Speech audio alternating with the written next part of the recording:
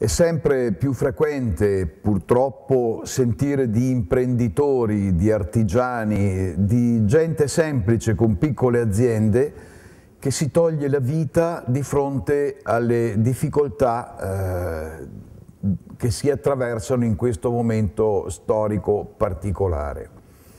Ed è questo un dato di fatto che si verifica soprattutto nel ricco nord-est, quello che solo fino a qualche tempo fa veniva guardato come un modello, come in qualche maniera la parte vincente dell'Italia.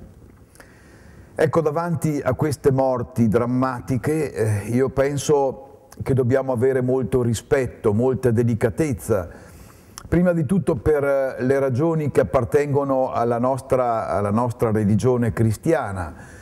Nel Regno di Dio Gesù è venuto a inaugurare il Regno di Dio già in questo mondo e nel Regno di Dio sono chiamati i peccatori accanto ai santi, quelli che hanno avuto fortuna nella vita e quelli che sono stati meno fortunati.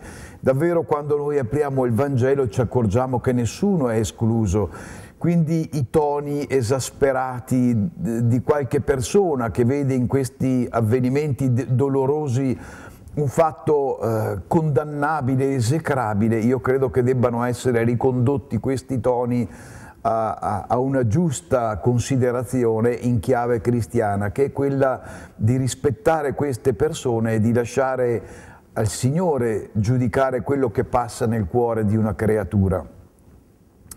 Una seconda ragione di rispetto è che davanti alla sofferenza dei fratelli noi dobbiamo avere una grandissima delicatezza.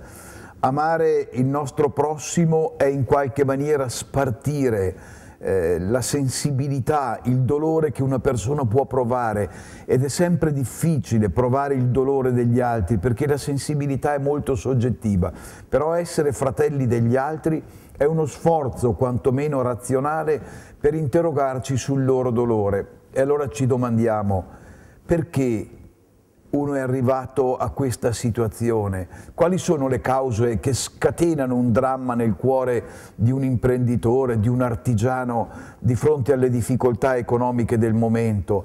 Cos'è? Il senso del fallimento di una vita, il vedere un castello messo in piedi che si frantuma come sotto un terremoto. Che cos'è? La responsabilità di fronte ai dipendenti. Insomma, quali sono le motivazioni? È difficile dirlo, ogni caso fa storia a sé e quindi ogni caso va considerato nella sua soggettività con grande rispetto. È invece più interessante interrogarci su quello che si dovrebbe fare in questo momento. Cioè, di fronte a un'azienda che non va bene, di fronte a un'azienda in difficoltà, che cosa si potrebbe fare? Si può fare qualche cosa? Certamente sì.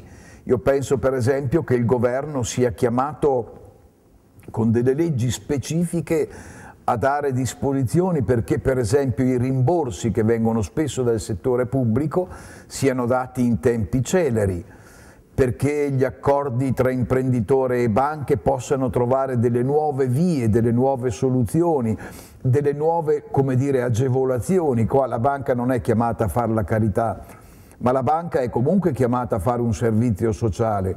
Fa il proprio interesse, ma è un interesse che non può esaurirsi all'interno di una speculazione fine a se stessa. Quindi ritrovare un rapporto banca-imprenditore, banca e artigiano credo che sia fondamentale. E infine penso anche a quelle associazioni che pure hanno un grande potere, le potremmo chiamare quasi delle lobby. Sto pensando alla Confindustria, all'Associazione dei piccoli industriali e quant'altro, e credo che in questo momento abbiano, come dire, un appello molto forte per interrogarsi e domandarsi che cosa possiamo fare, come possiamo aiutare qualche imprenditore che è in difficoltà, e farlo non tanto con le mance cadute dall'alto, ma come dire con una vicinanza che è in qualche modo spartire la fatica e la solitudine di un'azienda che è in difficoltà.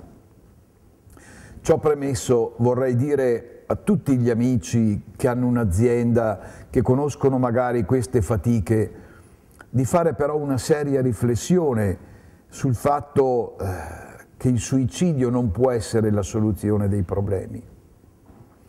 Io penso non solo per ragioni cristiane, il nostro credo ci dice che la vita è un valore che non ci appartiene. È vero che oggi sta crescendo la cultura della possessività soggettiva della vita.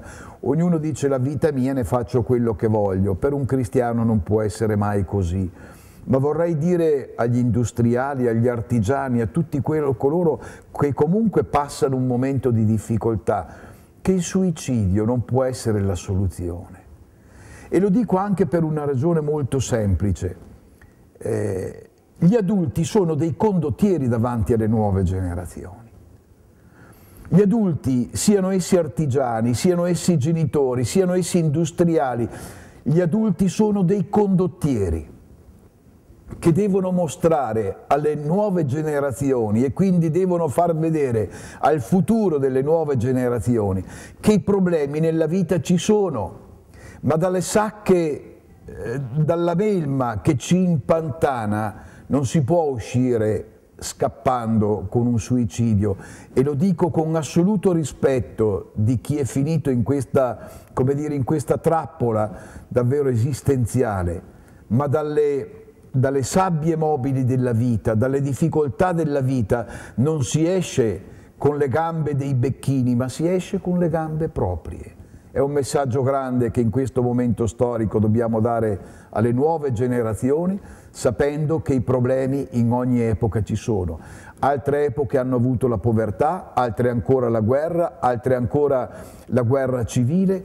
Ogni epoca ha le sue pene, ma i grandi devono testimoniare davanti ai giovani che si esce nelle storie difficili della vita, non si esce mai con le gambe dei becchini, ma con le proprie, con intelligenza, anche se con fatica.